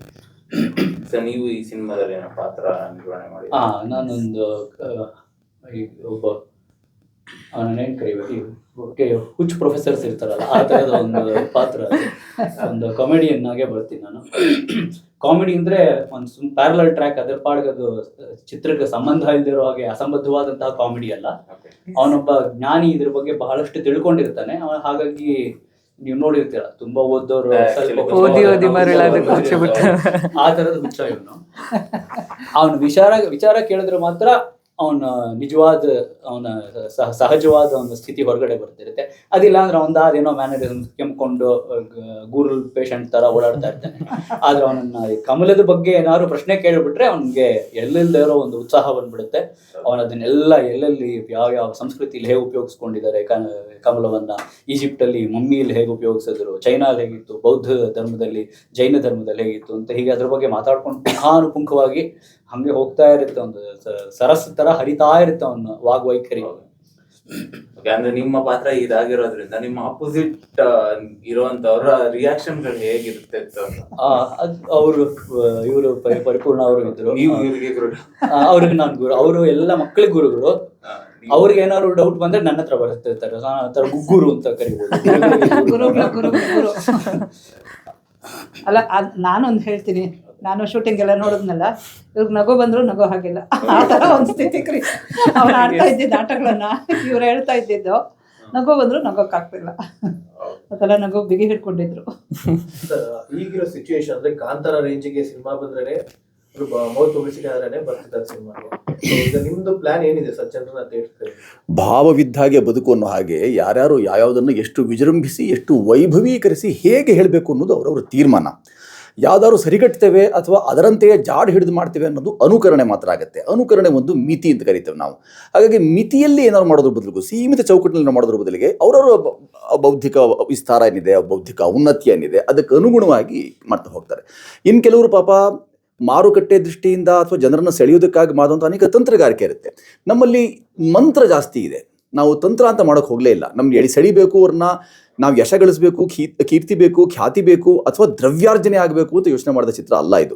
ಇದನ್ನು ಜ್ಞಾನಾರ್ಜನೆಗೆ ಜೊತೆಗೆ ಇದರ ಹಾಗಾದರೆ ಕೇವಲ ನೀತಿ ಬೋಧೆ ಅಷ್ಟೇ ಇದೆಯೇ? ಇಲ್ಲ, ಅದರ ಆಚೆಗೆ ಅನೇಕ ರಂಜನೀಯ ಅಂಶಗಳಿವೆ ಅದರಲ್ಲಿ ನಮ್ಮ ನೆಲದ ಸೊಗಡಾಗಿರೋದ ಜಾನಪದವಾಗಿರ್ಬೋದು, ಅಥವಾ ಶಾಸ್ತ್ರೀಯತೆ ಇರ್ಬೋದು, ಅಥವಾ ಭಾರತೀಯತೆ ಇರ್ಬೋದು, ಪಾರಂಪರಿಕತೆ ಇರ್ಬೋದು, ಇವೆಲ್ಲದರ ಇಣುಕು ನಿಮಗೆ ಪದ್ಮಗಂಧಿ ಸಿಗುತ್ತೆ. ಇಣುಕು ಏನು, ವಿಸ್ತಾರವೇ ಸಿಕ್ಬಿಡುತ್ತೆ ನಿಮಗೆ. ಇನ್ನೂ ಅನೇಕ ಸಂಗತಿಗಳು ಹೇಳೋಕಿದೆಯಲ್ಲ, 2 ಗಂಟೆಗೆ ಮುಗಿದು ಹೋಗ್ಬಿಡುತ್ತಲ್ಲ ಅಂತ ಯಾರಾದರೂ ಒಬ್ಬ ಪ್ರೇಕ್ಷಕ ಹೊರಗೆ ಬರಬೇಕಾದ್ರೆ ಹೌದು ಇದೊಂದು ಭಾಗ ಇತ್ತಲ್ಲ, ಇದನ್ನ ಹಾಗೆ ಗುರುತಿಸ್ಕೊಳ್ಳೋಕ್ಕೆ ಅನುಕೂಲವಾಗುವಂಥ ಸಂಗತಿಗಳನ್ನೆಲ್ಲ ಪದ್ಮಗಂಧಿಯಲ್ಲಿ ಇಟ್ಕೊಂಡಿದ್ದೇವೆ. ನಾನು ಹೇಳಿದೆ, ಪ್ರಶಸ್ತಿಗಳೆಲ್ಲ ತಕ್ಕ ಶಾಸ್ತಿ ಅಂತ ಅನ್ನೋ ಕಾಲಘಟ್ಟದಲ್ಲಿ ನಾವಿದ್ದೇವೆ. ಈಗ ತಕ್ಕ ಶಾಸ್ತಿಯನ್ನು ಆಗಬೇಕು ಅಂದರೆ ಪ್ರಶಸ್ತಿಗಾಗಿ ಅದನ್ನು ಕೊಂಡುಕೊಳ್ಳೋದು, ಅಂದರೆ ಪ್ರಶಸ್ತಿ ಪುರಸ್ಕೃತರು, ಪ್ರಶಸ್ತಿ ವಿಜೇತರು, ಹೀಗೆಲ್ಲ ತುಂಬ ಬೇಕಾದಷ್ಟು ಭೇದಗಳಿವೆ. ಪುರಸ್ಕೃತರು ಬೇರೆ, ವಿಜೇತರು ಬೇರೆ ಇರ್ತಾರೆ. ಆ ಥರದ ಜಯಕ್ಕಾಗಿ ಪ್ರಶಸ್ತಿ ಪುರಸ್ಕಾರ ಅಥವಾ ವಿಜೇತಕ್ಕೋಸ್ಕರ ಆಗಬೇಕು ಅಂತ ಮಾಡಿದ ಚಿತ್ರವೇ ಅಲ್ಲ ಇದು. ನಾವು ಏನಾದ್ರು ಜಯಿಸಬೇಕು ಅಂತ ಮಾಡಿದ್ದಲ್ಲ, ಜಯಿಸಬೇಕು ಅಂತ, ನಮ್ಮ ಪ್ರೇಕ್ಷಕರ ಮನಸ್ಸನ್ನು ಜಯಿಸಬೇಕು ಅಂತಂದರೆ ಅದಕ್ಕಿಂತ ಮಿಗಿಲಾದಂಥ ಪ್ರಶಸ್ತಿ ನಮಗೆ ಬೇಕು ಅಂತ ನಮಗೆ ಯಾವತ್ತೂ ಅನಿಸಿಲ್ಲ. ಇದ್ರ ಮುಖಾಂತರ ಯಾರಾದರೂ ಅಕಸ್ಮಾತ್ ನಾವು ಕೇಳದೇ ಕೊಟ್ಬಿಟ್ರೆ ತಗೊಳ್ಳಲ್ಲ ಅಂತಲೂ ಹೇಳಲ್ಲ. ಎಲ್ಲರಿಗೂ ಇದು ಯಾವ್ದು ಕೇವಲ ಒಂದೇ ಬಗೆಯ ಕೇವಲ ವೈದುಷ್ಯ ಇರುವಂಥ ವಿದ್ವಾಂಸರಿಗೆ ಮಾತ್ರವೇ ಸೀಮಿತ ಅಂತ ಏನಿಲ್ಲ. ಆಬಾಲ ವೃದ್ಧರು ಅಂತ ಹೇಳಿದ್ರು ನಾವು. ಆಬಾಲ ವೃದ್ಧರಾದಿಯಾಗಿ ಎಲ್ಲರಿಗೂ ಇದರಲ್ಲಿ ಅವರವರಿಗೆ ಬೇಕಾದಂಥಷ್ಟು ಸರಕು ಇದರಲ್ಲಿ ಖಂಡಿತವಾಗಿಯೂ ಇದೆ. ಅಂದರೆ ಹುಡುಗರಿಗೆ ಇದರಲ್ಲಿ ಪರಿಚಯ ಹೀಗುಂಟಾ, ನಮ್ಮ ದೇಶದ ಇದು ಅಂತ ಅವ್ರಿಗೆ ಅನಿಸಿದ್ರೆ, ನಡು ವಯಸ್ಸಿನವ್ರು ನಮ್ಮ ತಂದೆ ತಾಯಂದ್ರು ಹೇಳ್ತಾ ಇದ್ರು, ಹೌದು ಇದು ಹಾಗಾದರೆ ಇದು ನನಗೆ ಪುಷ್ಟೀಕರಣ ಅಂತ ಅನಿಸ್ಬೋದು. ವೃದ್ಧರಿಗಂತೂ ಅಯ್ಯಯ್ಯೋ ಇದನ್ನು ಮರೆತೇ ಬಿಟ್ಟವಲ್ಲ ನಾವು, ನಮ್ಮ ಜೀವಿತದ ಕೊನೆ ಗಳಿಗೆಯಲ್ಲಿ, ಕೊನೆಯ ಅವಧಿಯಲ್ಲಿ ನಾವಿದ್ದೇವೆ, ಈಗಲಾದರೂ ನಮ್ಗೆ ನೋಡೋ ಸಿಗ್ತಲ್ಲ ಅಂತ ಸಮಾಧಾನ ಪಟ್ಕೊಳ್ಳುವಂಥ ಪರಿಸ್ಥಿತಿ ಪದ್ಮಗಂಧಿಯಲ್ಲಿ ಅಂಥ ಎಲ್ಲರಿಗೂ, ಸಾಮಾನ್ಯರಿಗೂ ಮತ್ತು ಶ್ರೀಸಾಮಾನ್ಯರಿಗೂ ಮತ್ತು ಅಸಾಮಾನ್ಯರಿಗೂ ಸಹ ಏಕಕಾಲಕ್ಕೆ ಕೂತ್ಕೊಂಡು ಅವರನ್ನು ರಂಜಿಸುವ ಮತ್ತು ಅವರನ್ನ ಬೌದ್ಧಿಕ ಅವರ ಅಗತ್ಯಗಳೇನಿವೆ ಅವೆಲ್ಲದಕ್ಕೂ ಇಂಬು ನೀಡುವಂಥ, ಅದಕ್ಕೆ ಸರಕು ಆಹಾರ ಒದಗಿಸಬಲ್ಲಂಥ ಅಡಕ ಪದ್ಮಗಂಧಿಯದ್ದು. ಹಿಂದೆ ಒಂದು ಇದರಲ್ಲಿ ಸಾಧು ಕೋಕಿಲ ಅವರು ಹೇಳ್ತಾರೆ, ಕನ್ನಡ ಚಿತ್ರರಂಗ ಅನ್ನೋದು ಸ್ವಲ್ಪ ದಿನ ಮಟ್ಟಿಗೆ ಮಾತ್ರ ಇರುತ್ತೆ, ಆಮೇಲೆ ಡಿಗ್ರೀಸ್ ಆಗ್ತಾ ಹೋಗುತ್ತೆ ಅಂತ. ಅದನ್ನ ನೀವು ಮಾಡೋದಂತ ಏನು? ಯಾರ ಹೇಳಿಕೆಯನ್ನು ವ್ಯಷ್ಟಿ ಪ್ರಜ್ಞೆಯಲ್ಲೇ ನೋಡಬೇಕು ನಾವು. ಸಮಷ್ಟಿದೇ ಬೇರೆ ಇರುತ್ತೆ. ಯಾಕೆಂದರೆ ನಾವು ಯಾವಾಗಲೂ ಹೇಳುವಂಥದ್ದು ನೋಟಕರೇ ಮಾಟಕರು ಅಂತ. ತೀರ್ಮಾನ ನೋಡಬೇಕೇ ಬೇಡವೇ ಅನ್ನೋದು ಮಾಡೋದೆಲ್ಲ ಸಹೃದಯ ಪ್ರೇಕ್ಷಕರು. ನಾವು ಹೇಳೋದ್ರಿಂದ ನಾವು ಹತಾಶರಾಗಿರ್ಬೋದು, ನಾವು ಆಗಿರ್ಬೋದು, ಅಥವಾ ನಮಗೆ ಬೇಸರ ಆಗಿರ್ಬೋದು ಯಾವುದೊಂದು ಕಾರಣಕ್ಕಾಗಿ. ಅದು ಅಂತಿಮವಾದಂಥ ಸಾರ್ವಕಾಲಿಕ ಸತ್ಯಗಳನ್ನು ಯಾರು ನಾವು ಹೇಳ್ತಾ ಇರೋದಿಲ್ಲ. ಆಯಾ ಸಾಂದರ್ಭಿಕವಾದ ಹೇಳಿಕೆಗಳನ್ನು ನಾವು ದೊಡ್ಡದಾಗಿ ಮಾಡೋಕ್ಕೂ ಅವಕಾಶವಿರೋದಿಲ್ಲ. ಅಂತಿಮವಾಗಿ ಎಲ್ಲಿವರೆಗೂ ಪ್ರೇಕ್ಷಕ ನಾನು ದೃಶ್ಯ ಮಾಧ್ಯಮದಲ್ಲಿ ಯಾವುದೇ ಕಾರಣಕ್ಕೂ ತೊಡಗಿಕೊಳ್ಳೋದಿಲ್ಲ, ಯಾವ ರೀತಿಯಲ್ಲೂ ತೊಡಗಿಕೊಳ್ಳೋದು ಹೇಳುವವರೆಗೆ ನಮ್ಮೆಲ್ಲರ ಯಾರೇ ಹೇಳಿದ್ರು ಸಹ ನಮ್ಮೆಲ್ಲರ ಹೇಳಿಕೆಯು ಗೌಣವಾಗಿಬಿಡುತ್ತೆ. ನೀವು ಯಾವ ತರ ನೋಡ್ತಾ ಇದ್ದೀರಾ ಸರ್ ಈಗಿನ ಚಿತ್ರರಂಗದ ಪರಿಸ್ಥಿತಿನ? ಎಲ್ಲೋ ಅನ್ಎಕ್ಸ್ಪೆಕ್ಟೆಡ್ ಆಗಿ ಯಾವ ಸಿನಿಮಾ ಗೆಲ್ಲತ್ತೆ, ಇಲ್ಲ ಚೆನ್ನಾಗಿ ಮಾಡಿರುವಂತ ಸಿನಿಮಾಗಳನ್ನು ಸ್ವತಃ ಸೋತಿರುವಂತ ಉದಾಹರಣೆಗಳಿದೆ. ಸೊ ನೀವು ಹೇಗೆ ನೋಡ್ತಾ ಇದ್ದೀರಾ? ಪದ್ಮಗಂಧಿ ಈ ವಿಚಾರಕ್ಕೆ ಬಹಳ ಒಳ್ಳೆಯ ಸಂವಾದಿಯಾಗಿ ದಕ್ಕಬಲ್ಲದು. ಪದ್ಮಗಂಧಿಯನ್ನ ಪ್ರೇಕ್ಷಕ ವರ್ಗ ನಿಜವಾದ ಅರ್ಥದಲ್ಲಿ ನಾನಿದನ್ನು ನೋಡದೆ ಹೋದ್ರೆ ಏನಾದ್ರು ಕಳ್ಕೊಂಡೇನು ಅನ್ನೋ ಅರ್ಥದಲ್ಲಿ ಧಾವಿಸಿ ಬಂದು ನೋಡ್ತಾರೆ ಅನ್ನೋ ಭರವಸೆ ನಮ್ಮೆಲ್ಲರದು, ಇಡೀ ತಂಡದ್ದು. ಅದಲ್ಲದೆ ಯಾರು ಶುದ್ಧ ಮನಸ್ಕರಾಗಿ, ನಮ್ಮಲ್ಲಿ ಸಿದ್ಧಹಸ್ತರು ಇರ್ತಾರೆ, ಶುದ್ಧಹಸ್ತರು ಇರ್ತಾರೆ. ಸಿದ್ಧಹಸ್ತರು ಅವರು ಮಾರುಕಟ್ಟೆಯನ್ನೇ ಗಮನಿಸಿಕೊಂಡು ಏನಾದ್ರು ಮಾಡಬೇಕು ಅಂತ ಯೋಚನೆ ಮಾಡ್ತಿರ್ತಾರೆ. ಶುದ್ಧಹಸ್ತರು ಪಾಪ ಅವರು ಸಿದ್ಧಹಸ್ತರು ಆಗಿರ್ತಾರೆ. ನಾವು ಯಾವಾಗಲೂ ಯೋಚನೆ ಮಾಡೋದೇನೆಂದರೆ ಸಿದ್ಧಿಗಳನ್ನು ಪಡ್ಕೊಂಡವರು ಪ್ರಸಿದ್ಧಿಗಾಗಿ ಹಾತೊರೆಯೋಲ್ಲ ಅಂತ. ಯಾರು ಸಿದ್ಧರಿದ್ದಾರೆ ಅವರು ಪ್ರಸಿದ್ಧರಾಗೋಕ್ಕೂ ಬಯಸೋಲ್ಲ. ಆ ಥರದ ಶುದ್ಧಹಸ್ತದಿಂದ, ಸಮಚಿತ್ತದಿಂದ, ಸಮಭಾವದಿಂದ, ಸಮದೃಷ್ಟಿಯಿಂದ ಸುಮನಸ್ಕರಾಗಿ ಮಾಡಿದಂಥ ತಂಡ ಇದು ಪದ್ಮಗಂಧಿ ಚಿತ್ರ. ಸುಮನಸ್ಕರಾಗಿ ಮಾಡಿದಂಥ ಚಿತ್ರ ಆಗಿರೋದ್ರಿಂದ ನಾವೆಲ್ಲ ಆಶಾವಾದಿಗಳು. ನಾವೆಂದು ನಿರಾಶೆಯಿಂದ, ಹತಾಶೆಯಿಂದ ಇದಾಗಲೇ ಇನ್ನೇನು ಮುಗಿದೇ ಹೋಯಿತು, ಜಗತ್ತೇ ಮುಗಿದೋಯ್ತು ಅಂತಂದರೆ ಇವತ್ತಿನ ರಾತ್ರಿ ಇಂದಿನೂ ಈ ಕ್ಷಣವನ್ನು ಕಳ್ಕೊಂಡು ಹಾಗೆ ನಾವು. ಆ ಕಾರಣಕ್ಕೆ ಜಗತ್ತು ತುಂಬ ವಿಶಾಲವಿದೆ, ವಿಸ್ತಾರವಿದೆ. ಎಷ್ಟೋ ಲಕ್ಷ ವರ್ಷಗಳಿಂದ ಇದು ನಡ್ಕೊಂಡ್ಬಂದಿದೆ ಅಂತ ಹೇಳಿ ಮುಂದಿನ ಲಕ್ಷ ವರ್ಷಗಳು ನಡೆಯುತ್ತೆ ಅನ್ನೋ ಭರವಸೆ, ಆ ಆಶಾವಾದದಿಂದಲೇ ನಾವು ಅಲ್ಲಿ ಬದುಕ್ತೇವೆ. ಆದ್ದರಿಂದ ಚಿತ್ರರಂಗವು ಹಾಗೆ ಸುಲಭವಾಗಿ ಕಣ್ಮರೆ ಆಗುವಂಥದ್ದಲ್ವಲ್ಲ. ಚಿತ್ರರಂಗ ಅಂತಂದರೆ ಒಂದು ದೃಶ್ಯ ಮಾಧ್ಯಮದ ಒಂದು ಸಣ್ಣ ವಿಭಾಗ ಅಷ್ಟೇ. ಈಗ ನೀವು ಬೆರಳು ತುದಿಯಲ್ಲಿ ಏನು ಜಗತ್ತೇ ಸಿಕ್ಕಿದೆ ಅಂತ ಹೇಳ್ತಿದ್ದೀರಿ ನೀವು, ಅದೆಲ್ಲೂ ದೃಶ್ಯ ಮಾಧ್ಯಮದ ವಿಭಾಗವೇ ಅದೇ. ಸರಿ, ಕ್ವಶನ್. ಈಗ ಎಲ್ಲರೂ OTT ಕಡೆ ಒಲವು ತೋರಿಸ್ತಿದ್ದಾರೆ. ಸೊ ನಿಮ್ದೇನಾದ್ರು OTT ಏನಾದ್ರು ಬಿಸ್ನೆಸ್ ಆಗಿದ್ಯಾ, ಎಲ್ಲ ಥಿಯೇಟರ್ ಜನರನ್ನ ಹಿಡಿದಿಟ್ಕೋತೀರಾ? ನಮಗೆ ವೇದಿಕೆ ಬಹಳ ಮುಖ್ಯ ಅಂತ ಅನ್ನೋದಿಲ್ಲ. ನಾವು ಮನೆಯಲ್ಲಿ ಬಂದು ಅಕಸ್ಮಾತ್ ನೋಡ್ತೀವಿ ಅಂತ ಒಂದು 25 ಜನರು ಹಾಗೆಲ್ಲ ಆಗಿದ್ದು ಇದೆ. ಒಂದು ವಿದ್ವಾಂಸರು ನಿಮ್ಮನ್ನು ನಾವು ಬೇಗ ನೋಡಬೇಕು, ನಿಮ್ಮಲ್ಲಿ ಅದು ನಿಮ್ಮ ಬಿಡುಗಡೆ ಆಗುವವರೆಗೂ ಕಾಯೋಕೆ ನನಗೆ ಆಗ್ತಿಲ್ಲ, ತವಕ ಹೆಚ್ಚಾಗ್ತಿದೆ ಅಂತ ಹೇಳಿದಾಗ ಆ 25 ಜನರನ್ನು ಕರೆತಂದು ನಮ್ಮ ಕಚೇರಿಯಲ್ಲಿ, ನಮ್ಮ ಕಾರ್ಯಾಲಯದಲ್ಲೇ ಕೂಡಿಸಿ ಅವರಿಗೆ ತೋರಿಸಿದ್ದೂ ಇದೆ. ಈ ರೀತಿಯೆಲ್ಲ ಇರೋದ್ರಿಂದ ಸಹಜವಾಗಿ ಯಾವ ವೇದಿಕೆ ಆದರೂ ನಮಗೇನು ಅಪಥ್ಯವಲ್ಲ. ನಾವೆಲ್ಲ ವೇದಿಕೆಗಳನ್ನು ನೀವು ಎಲ್ಲಿವರೆಗೂ ನೋಡುವವರಿದ್ದಾರೆ ಅಲ್ಲಿವರೆಗೂ ಈ ಬಗೆಯ ಚಿತ್ರಗಳನ್ನು ಮಾಡುವವರು ಇರ್ತಾರೆ. OTT ಏನಾದ್ರು ಆಗಿದೆ ಸರ್, ಬಿಸ್ನೆಸ್ ಏನಾದ್ರು? ಚಿತ್ರ ಮೊದಲು ಬಿಡುಗಡೆಯಾಗಿ ಆನಂತರವೇ ಅದರ ಬಗ್ಗೆ ಮಾತು ಮಂಥನ ಅನ್ನೋದು ತಮಗೆ ಗೊತ್ತೇ ಇದೆ. ಹಾಗಾಗಿ ಆ ಥರದ್ದು ಏನು ಮಾಡಬೇಕಾದ್ರೂ ಆ ಥರದ್ದು ಯಾವುದನ್ನು ನಾವು ಹೀಗಳಿಯೋದಿಲ್ಲ. ಅದೆಲ್ಲ ಯಾಕೆ ಹಾಕಬೇಕು ಅಂತ ಯಾವ ಬಗೆಯ ವಿಭಾಗೀಕರಣ ಇಲ್ಲ. ಯಾವ ವೇದಿಕೆಯಾದರೂ ನಮಗೆ ಉದ್ದೇಶ ಏನು ಅಂದ್ರೆ ಪ್ರದರ್ಶನದಲ್ಲಿ ನಿಜವಾಗಿರೋದು ದರ್ಶನ, ಜನರನ್ನ ತಲುಪಬೇಕು, ಅದು ಮುಖ್ಯ. ಮಡಿವಂತಿಕೆ ಇಲ್ಲ. ವೇದಿಕೆ ಪರವಾಗಿಲ್ಲ. ಪದ್ಮಗಂಧಿಯಲ್ಲಿ ಸಾಕಷ್ಟು ಕೋಇನ್ಸಿಡೆನ್ಸ್ ವಿಷಯಗಳು ನೀವು ಹೇಳಿದ್ರಿ ಸಾಕಷ್ಟು ಪ್ರೆಸ್ ಮೀಟ್ ಅಲ್ಲಿ, ಲೈಕ್ ಹೀರೋಯಿನ್ ಹುಡುಗಿಯ ಹೆಸರು ಕೂಡ ಪದ್ಮ ಅಂತದ, ಆ ತರದ ವಿಷಯಗಳು ಎಷ್ಟಿದೆ ಸರ್? ಪದ್ಮಗಂಧಿ ಕುರಿತಾಗಿ ಅಹೋರಾತ್ರಿ ಮಾತಾಡೋಷ್ಟು ಸಂಗತಿಗಳು ನಮಗಿವೆ. ಅದು ಎಷ್ಟು ರಂಜನೆ. ಈ ಮಾತು ಇದೆಯಲ್ಲ, ನಮ್ಮ 4 ಜನರ ಸುಮ್ಮನೆ ನೀವು ಹಾಗೆ ನೀವು ಪ್ರಶ್ನೆಗಳನ್ನು ಕೇಳಿದ್ರೆ ನಿಮ್ಮಷ್ಟಕ್ಕೆ ನೀವು ಮಾತಾಡ್ಕೊಳ್ಳಿ ಅಂತ ಹೇಳಿದ್ರೆ, ನಾವು ಮಾತಾಡೋದು ಎಷ್ಟಿದೆ ಅಂತ ಹೇಳಿದ್ರೆ ಇಡೀ ರಾತ್ರಿ ತೀರುವಷ್ಟು, ರಾತ್ರಿ ಇರುಳುಗಳದು ಬೆಳಗಾಗುವಷ್ಟರೊಳಗೂ ನಮಗೆ ಇನ್ನೂ ಅಷ್ಟು ಸಂಗತಿಗಳು ಇವೆ. ಯಾಕೆಂದರೆ ಸಾಮಾನ್ಯವಾಗಿ ಎಲ್ಲ ಚಿತ್ರಕರ್ಮಿಗಳಿಗೂ ಅದನ್ನು ಈ ಮಾತಿದ್ದೇ ಇರುತ್ತೆ. ಆದರೆ ಇಲ್ಲಿನ ವಿಶೇಷ ಏನು ಅಂತ ಹೇಳಿದ್ರೆ, ಇದು ನಮ್ಮನ್ನು ಒಂದು ಬೌದ್ಧಿಕ ಔನ್ನತ್ಯಕ್ಕೆ ಅದು ಹೊರಚಿತ್ತು. ಅಂದರೆ ನಾವು ನಿಕಷಕ್ಕೆ ಒಡ್ಡಿದಂಥದ್ದು. ಪದ್ಮಗಂಧಿ ಅನ್ನೋದು ಕೇವಲ ಯಾವುದೋ ಒಂದು ಕಥಾಚಿತ್ರ ಅಂತ ಆದರೂ ಸಹ ಕೇವಲ ಒಂದು ಕಥೆಯ ಜಾಡನ್ನು ಹಿಡಿದು ಒಂದು ಎಳೆಯನ್ನು ವಿಸ್ತರಿಸ್ತಾ ಹೋದದ್ದಲ್ಲ.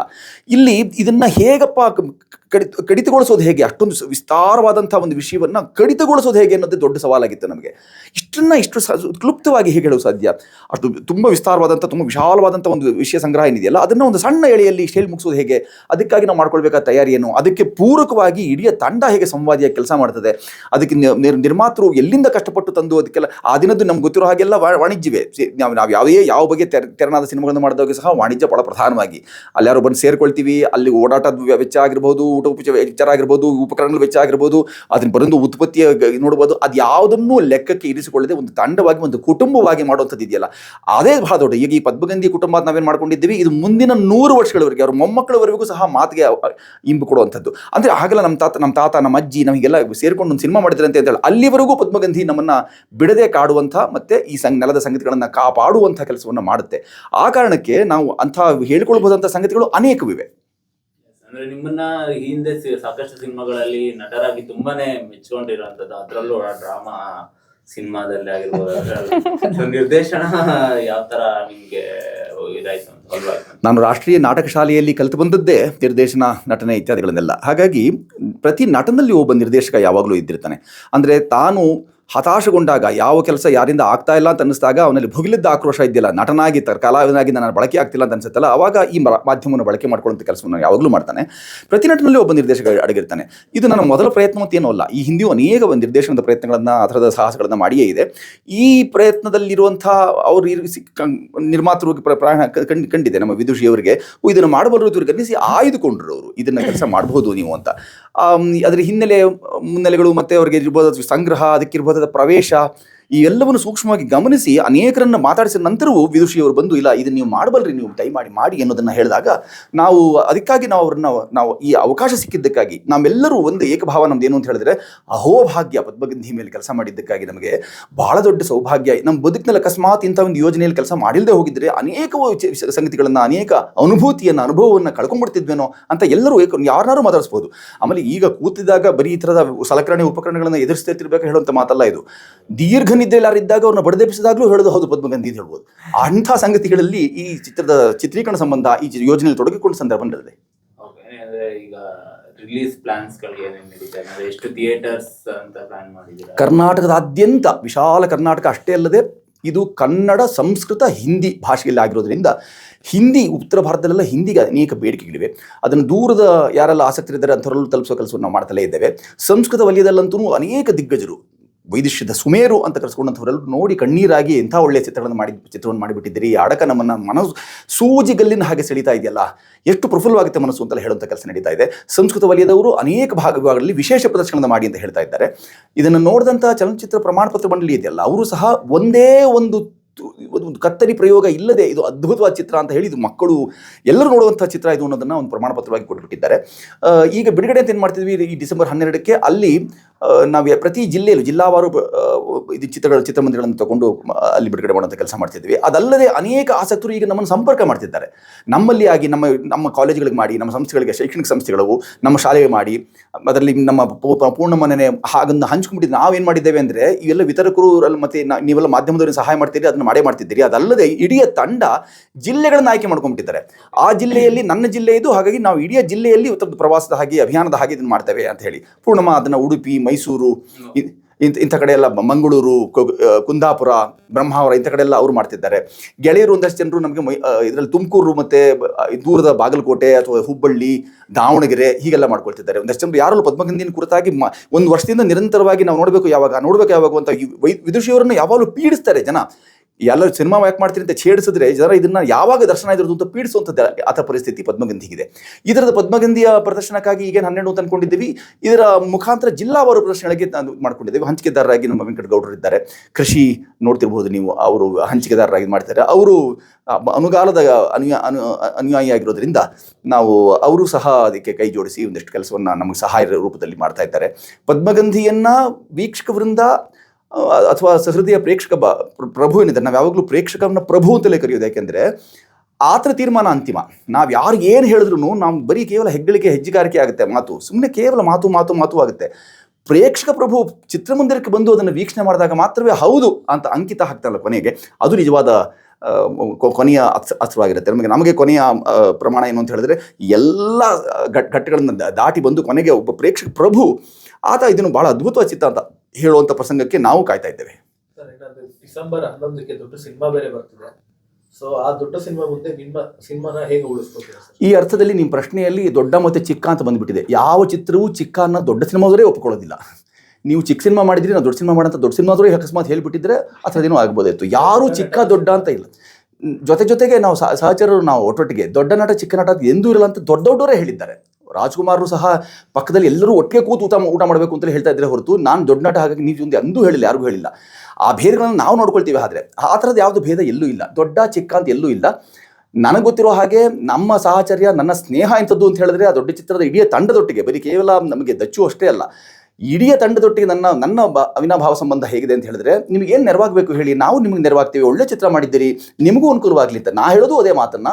ಕನ್ನಡದ ಚಿತ್ರ ಮತ್ತೊಂದು, ಅದು ಯಾವ ತೆರನಾದ ಚಿತ್ರವಾದರೂ ಎಲ್ಲರಿಗೂ ಸಮಾನ ರೀತಿಯಲ್ಲಿ ಅದು ತಲುಪಬೇಕು. ಕನ್ನಡಿಗರೆಲ್ಲರೂ ಅದನ್ನು ಪ್ರೋತ್ಸಾಹಿಸಬೇಕು, ಅದನ್ನು ಕೈ ಹಿಡಿದು ನಡೆಸಬೇಕು, ಬೆಂಬಲಿಸಬೇಕು. ಮತ್ತು ಯಾವ ಚಿತ್ರವಾದರೂ ಒಂದು ಉದ್ದೇಶ, ಸದುದ್ದೇಶ ಇಟ್ಕೊಂಡೇ ಇರ್ತಾರೆ. ಕೆಟ್ಟ ಚಿತ್ರ ಮಾಡ್ತೀವಿ ಅಂತ ಯಾರು ಹೋಗೋದಿಲ್ಲ. ಸದುದ್ದೇಶದಿಂದ ಮಾಡಿದಂಥ ಎಲ್ಲ ಚಿತ್ರಕ್ಕೂ ಪ್ರೇಕ್ಷಕ ಮಹಾಪ್ರಭು ಇದ್ದಾರಲ್ಲ, ಅವ್ರು ಯಾವತ್ತೂ ಕೈ ಹಿಡಿದು ನಡೆಸಿದ್ದಾರೆ. ಅದೇ ನೀವು ಹೇಳ್ದಂಗೆ ಅದನ್ನ ಇದು ಮಾಡೋದಾದ್ರೆ ಇದು out of the box question ಆಗಿರುತ್ತೆ. ಈಗಿನ ಅದೇ 11ನೇ ತಾರೀಕು ದರ್ಶನ್ ಸರ್ ಅವ್ರ ಸಿನಿಮಾಗಳು ಬರ್ತಾ ಇದೆ. ಈ ಸದ್ಯದ ಪರಿಸ್ಥಿತಿಲಿ ಅವರು ಆ ಸಿನಿಮಾನ ಬಿಡುಗಡೆ ಮಾಡುವ ಸಂದರ್ಭದಲ್ಲಿ ಅವರು ನಮ್ಮ ಜೊತೆ ಇಲ್ದಿರೋ ಕಾರಣ ನೀವು ಅದನ್ನ ಹೆಂಗ್ ಇದು ಮಾಡ್ತೀರಾ? ಅಲ್ಲ, ನಾನು ಹೇಳಿದ ಹಾಗೆ ಕುಟುಂಬದ ವಿಸ್ತರಣೆಯಾಗಿ ನಾವಿದ್ದೇವೆ, ಒಂದು ಕುಟುಂಬದ ಹಾಗೆ ಬದುಕಿದ್ದೇವೆ, ನಿಜ ಅರ್ಥದಲ್ಲಿ ಹಾಗೆ ಬದುಕಿದ್ದೇವೆ. ಕೇವಲ ಕಲಾಲೋಕ ಅಷ್ಟೇ ಅಲ್ಲ, ನಾವು ಆ ಕಾಲದಿಂದಲೂ ಒಂದು ಕುಟುಂಬದ ಹಾಗೆ ಬದುಕಿದ್ದೇವೆ. ಈಗಲೂ ಅಂಥ ಸಾಹಚರ್ಯ, ತುಂಬ ಸಖ್ಯ ಇದೆ. ದುರದೃಷ್ಟವಶಾತ್ ನಮಗೆ ಬೇರೆ ಬೇರೆ ಏನೋ ನಮ್ಮ ಬದುಕಿನಲ್ಲಿ ಅನೇಕ ಪಲ್ಲಟಗಳು ಬಂದಿರ್ಬೋದು. ಆ ಎಲ್ಲ ಪಲ್ಲಟಗಳಿಗೆ ಎಲ್ಲರ ಮನಸ್ಸು ತುಂಬ ಕುಗ್ಗಿ ಹೋಗುತ್ತೆ. ಯಾರೂ ಸಹ ಯಾವ ಕೆಡುಕನ್ನು ಯಾರೂ ಬಯಸೋಲ್ಲ, ಯಾರೂ ಬಿಡೋದಿಲ್ಲ. ಒಳಿತಾಗ್ತಾ ಇರಲಿ, ನಿರಂತರ ಒಳಿತಾಗಲಿ ಅಂತ ಯಾವಾಗಲೂ ಎಲ್ಲರಿಗೂ ಹೇಳುವಂಥದ್ದು. ಮತ್ತು ಕುಟುಂಬ ಅಂತ ಹೇಳಿದ ಮೇಲೆ ಇನ್ನಷ್ಟು ಹೆಚ್ಚು ನಿಮಗೆ ಅಂತಃಕರಣ ಇದ್ದೇ ಇರುತ್ತೆ. ತುಂಬ ಪ್ರೇಮದಿಂದ ಇಲ್ಲ ಒಳ್ಳೇದಾಗಬೇಕು, ಇಡೀ ಕುಟುಂಬಕ್ಕೆ ಒಳ್ಳೇದಾಗಬೇಕು, ನನ್ನ ಕುಟುಂಬ ಅದು ನನ್ನ ವಿಸ್ತರಿತ ಕುಟುಂಬ ಅಂತ ಯಾವಾಗಲೂ ಯಾರು ಹೇಳ್ಕೊಳ್ತೇವೆ. ಅಂಥದ್ದೆಲ್ಲ ಇರಬೇಕಾದಾಗ ಸಹಜವಾಗಿ ಆ ಭಾವವನ್ನು ಅವರು ಇವತ್ತು ನೆನ್ನೆ ಅಲ್ಲ, ಅದು ಕೆಲವು ದಶಕಗಳ ಪರ್ಯಂತ ನಾವು ಒಟ್ಟಿಗೆ ಹಾಗೆಲ್ಲ ಕೆಲಸ ಮಾಡಿದ್ದೇವೆ. ನನಗಂತೂ ಅವರಿಗೆ ನಿರಂತರ ಒಳಿತಾಗಬೇಕು ಅನ್ನೋದನ್ನ ಪ್ರಾರ್ಥನೆ ಇದೆ, ಶುಭೇಚ್ಛೆ ಇದೆ. ಯಾವ ಕಾಲಕ್ಕೂ ಯಾವ ಕಾರಣಕ್ಕೂ ಅವ್ರಿಗೆ ಅಂಥದೇ ಮಾರಕ ಅಂತ ಅನಿಸುವಂಥದ್ದು ಯಾವ ಕೆಲಸಗಳು ಆಗಬಾರ್ದು. ಅವ್ರಿಗೆ ತುಂಬ ಪೂರಕವಾದಂಥ ಬದುಕು, ಅವ್ರಿಗೆ ಹಾರೈಸಿ ನಳನಳಿಸಿ ಬದುಕು, ಅವರ ಅಭೀಪ್ಸೆಗಳೆಲ್ಲ ಈಡೇರಿ, ಅಭೀಷ್ಟ ನೆರವೇರಲಿ, ಕಂಡ ಕನಸುಗಳು ಸಾಕಾರಗೊಳ್ಳಿ, ಉತ್ತರೋತ್ತರ ಅಭಿವೃದ್ಧಿ ಆಗಲಿ ಅಂತಲೇ ಯಾರು ಹಾರಿಸ್ತಾರೆ. ನಮಗೆ ಹಿರಿಯರೆಲ್ಲ ಹೇಳ್ಕೊಟ್ಟು ದೊಡ್ಡ ಮಾತದು. ನಮ್ಮಲ್ಲಿ ಯಾವ ಭೇದವೂ ಆ ಥರದ್ದು ಯಾವಾಗಲೂ ಇಲ್ಲ. ನಮಗೆ 11 ಈ ಚಿತ್ರ ಜೊತೆಗೆ ಬರ್ತಾ, ಅದ್ರ ಜೊತೆಗೆ ನಾವಿದ್ದೇವೆ ಅನ್ನೋದು ನಮಗೆ ತುಂಬ ಸಹರ್ಷ. ಅದು ನಮಗೂ ಸ್ವೀಕಾರ. ಅದು ಎರಡನ್ನೂ ನೋಡಲಿ, ಎರಡೂ ಚಿತ್ರವನ್ನು, ಒಂದೊಂದು ತೆರನಾದಂಥ ಚಿತ್ರಗಳಿಗೆ ಈ ತೆರನಾದ ಈ ಚಿತ್ರಕ್ಕೂ ಎಲ್ಲದಕ್ಕೂ ಅವರವರದೇ ಆದಂಥ ಪ್ರೇಕ್ಷಕ ಇರೋದ್ರಿಂದ ಅವರು ಇದನ್ನು ನೋಡಲಿ, ಇವರು ಅದನ್ನು ನೋಡಲಿ ಅನ್ನೋದು ನಾನು ಹೇಳೋದು ಮಾತು. ಕೊನೆಯದಾಗಿ ಪ್ರೇಕ್ಷಕರಿಗೆ ಏನ್ ಹೇಳ್ತೀವಿ ಸರ್? ಮಾತು ಕೊನೆಯದಿರಲ್ಲ, ಯಾವಾಗಲೂ ಮುಂದುವರೆದ ಮಾತೇ ಇರುತ್ತೆ ನಮ್ಮದು. ನಾವು ಕೊನೆ ಮಾತು ನನ್ನ ಕೊನೆ ಉಸಿರಿಗೆ ಮಾತ್ರವೇ ಕೊನೆ ಮಾತು ಅಂತ ಹೇಳುವಂಥದ್ದು. ಕೊನೆಯದಿರಲ್ಲ ಮಾತು. ನನ್ನ ಮುಂದುವರೆದ ಮಾತೇನು ಅಂದರೆ, ಮುಖ್ಯವಾದ ಮಾತು. ಕನ್ನಡದ ಪ್ರೇಕ್ಷಕರು ಏನಿದ್ದಾರೆ ಅವರು ಸಹೃದಯರಿದ್ದಾರೆ. ಯಾವುದೇ ಉತ್ತಮ ಮೌಲಿಕ ಮತ್ತು ಇದು ಜ್ಞಾನಾರ್ಜನೆಗೆ ಸಂಬಂಧಿತ ಮತ್ತು ರಂಜನೆ, ಮೊದಲಿನ ಒಂದಿಷ್ಟು ಚರ್ಚೆ ಆಗ್ತಾ ಇತ್ತು, ಯಾರಾದರೂ ಕಪಾಳ ಮೋಕ್ಷ ಮಾಡಿದ್ರೆ ಅದೇ ರಂಜನೆ, ಅದು ಆ ಕೂಡುದು ಅಂತೆಲ್ಲ ಒಂದಷ್ಟು ಜನರು ಕೂಗೆಬ್ಸಿದ್ರು. ಹಾಗಾಗಿ ಯಾವುದೋ ಒಂದಷ್ಟು ದೈಹಿಕವಾದಂಥ ಬಾಧೆಯನ್ನೇ ರಂಜನೆ ಅಂತ ಯಾರು ಯೋಚನೆ ಮಾಡ್ತೀರೋ ಅದಲ್ಲ ಅಂತ ಅನೇಕರು ಅದನ್ನು ಮತ್ತೆ ತಿದ್ದುಕೊಂಡು ಇಲ್ಲ ಅದು ಮಾಡಕೂಡದು ಅಂತ ತಾವೇ ತಪ್ಪುಕೊಂಡಿದ್ದೆಲ್ಲ ಪ್ರಸಂಗಗಳು ಅನೇಕ ನಮ್ಮ ವಲಯದಲ್ಲಿ ಇದೆ. ಈ ಚಿತ್ರದಲ್ಲಿ ತುಂಬ ಶುದ್ಧ ರಂಜನೆ, ಶಾಸ್ತ್ರೀಯತೆ, ಪಾರದರ್ಶಕತೆ, ಪಾರಂಪರಿಕತೆ ಎಲ್ಲವನ್ನೂ ಸೇರಿಕೊಂಡಂಥ ಪದ್ಮಗಂಧಿ ಇದನ್ನು ಈ 12ನೇ ತಾರೀಕು ಡಿಸೆಂಬರು ಅದು ನಿಮ್ಮ ಹತ್ತಿರದ ಪ್ರೇಕ್ಷಾಗೃಹಗಳಲ್ಲಿ ಅದು ಬಿಡುಗಡೆ ಆದಾಗ ದಯಮಾಡಿ ಅದು ನೋಡಲೇಬೇಕು ಅನ್ನೋ ಹಕ್ಕೊತ್ತಾಯ ಜೊತೆಗೆ ನಾವು ಹೇಳುವಂಥದ್ದು, ಹಕ್ಕೊತ್ತಾಯ ಯಾಕೆ ಹೇಳ್ತೀವಿ ಅಂತ ಹೇಳಿದ್ರೆ, ನೀವು ನೋಡಿಲ್ಲದೆ ಈ ಚಿತ್ರವನ್ನು ನೋಡದೆ ಉಳಿದುಬಿಟ್ರೆ ಪ್ರಾಯ ಏನನ್ನೋ ಕಳ್ಕೊಳ್ಬಹುದು. ಅದನ್ನು ಒಬ್ಬ ನಿರ್ದೇಶಕನಾಗಿ ಒಬ್ಬ ತಂಡದಿಂದ ಹೇಳ್ತಿರುವಂಥದ್ದು, ಪದ್ಮಕ್ಕೆ ಸಂಬಂಧಪಟ್ಟ ಅಷ್ಟು ವಿಚಾರ ನಮಗೆ ಇದೆ. ಆ ಎಲ್ಲ ವಿಚಾರಗಳನ್ನು ನಮ್ಮದಾಗಿಸ್ಕೊಳ್ಳೋದಕ್ಕೆ, ಯಾಕಂದರೆ ನಮ್ಮದನ್ನು ನಮ್ಮದು ಅಂತ ಹೇಳ್ಕೊಳ್ಳೋಕೆ ಆಗದೇ ಇರುವಂಥ ಸ್ಥಿತ್ಯಂತರ ಕಾಲಘಟ್ಟದಲ್ಲಿ ನಾವಿದ್ದೇವೆ. ಅಂದರೆ ಕಳ್ಕೊಂಡಿದ್ದರ ಲೆಕ್ಕನಾದರೂ ಯಾರು ಇಟ್ಕೋಬೇಕು ಅಂದರೆ ಪದ್ಮಗಂಧಿ ಇದಕ್ಕೆ ಸಹಕಾರಿ. ಪದ್ಮಗಂಧಿ ನೋಡುವಂತಾಗಲಿ.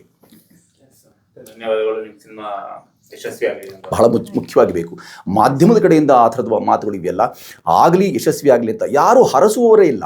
ನಾವೆಲ್ಲ ಹೇಗೆ ಅನಾಥರಾಗಿದ್ದೇವೆ ಅಂತಂದರೆ, ನಾಥ ಪರಂಪರೆಯಲ್ಲಿ ನಾವಿದ್ರೂ ಸಹ ಅನಾಥರು ಹೇಗಾಗಿದ್ದೇವೆ ಅಂದರೆ, ಯಾರು ಹಾರೈಸಿ ಅಪ್ಪ ನಿಮ್ಗೆ ಒಳ್ಳೆದಾಗಲಿ ಅಂತ ಹೇಳುವ ಒಳ್ಳೆ ಮಾತುಗಳು ಆಡುವಂಥವರೇ ಇಲ್ಲ. ಆ ಥರದ ನಡುವೆ ಮಾಧ್ಯಮದ ಧುರೀಣರು, ಮಾಧ್ಯಮದಲ್ಲಿ ಕೆಲಸ ಮಾಡುವಂಥವರೆಲ್ಲ ನಮ್ಮ ಸ್ನೇಹಿತರು, ನಿಮ್ಮ ಚಿತ್ರಕ್ಕೆ ಒಳ್ಳೆದಾಗಲಿ ಅಂತ ಹರಿಸಿದ್ರೆ ಅದು ತುಂಬ ದೊಡ್ಡ ಆಶೀರ್ವಾದ ಅಂತಲೇ ಭಾವಿಸ್ತೇವೆ. ಒಳ್ಳೆದಾಗಲಿ. ಮನೆಯಲ್ಲಿ ಒಂದು ಮಾತು ಹೇಳ್ತೀನಿ, ನೀವೆಲ್ಲರೂ ಕೂಡ ಮಾಧ್ಯಮದವರು ಎಲ್ಲ ತುಂಬ ಚೆನ್ನಾಗಿ ವಿಷಯಗಳನ್ನು ಪರಿಜ್ಞಾನ ಇಟ್ಕೊಂಡಿರೋರು. ನೀವು ಎಲ್ಲಿ ನೋಡಿದ್ರು ಕೂಡ ಲಕ್ಷ್ಮಿ ಚಿತ್ರ ನೋಡ್ತೀರಲ್ಲ, ಎಲ್ಲಿರ್ತಾಳೆ ಲಕ್ಷ್ಮಿ? ಕಮಲದಲ್ಲಿ ಇರ್ತಾಳೆ. ಅಂದರೆ ಎಲ್ಲರಿಗೂ ಗೊತ್ತಿರೋವಂಥ, ಬೇಕಿರೋವಂತಹ ಮತ್ತು ಎಲ್ಲರ ತನ್ನದು ಅಂತ ಅಂದ್ಕೊಳ್ಳೋ ಅಂಥ ಒಂದು ಚಿತ್ರ ಇದು. ಆ ಕಮಲದಿಂದನೇ ಇದು ಬಂದಿರೋದು ಪದ್ಮಗಂಧಿ. ಪದ್ಮಗಂಧಿ ಅಂದರೆ ಮಹಾಲಕ್ಷ್ಮಿಗೂ ಕೂಡ ಹೆಸರು. ಹಾಗಾಗಿ ಎಲ್ಲರೂ ಕೂಡ ಇದು ನಂದು ಅಂತ ಅಂದ್ಕೊಳ್ತಾರೆ, ಅದಕ್ಕೋಸ್ಕರ ನೋಡ್ತಾರೆ ಅಂತ ನಮಗೆ ಭರವಸೆ ಇದೆ. ಪರಕೀಯವಾದ ವಿಚಾರ ಅಲ್ಲ ಇದು, ನಂದು ಅಂತ ಪ್ರತಿಯೊಬ್ಬರು ಅಂದ್ಕೊಳ್ತಾರೆ. ಧನ್ಯವಾದಗಳು. ಧನ್ಯವಾದ. ಸರ್, ಒಂದು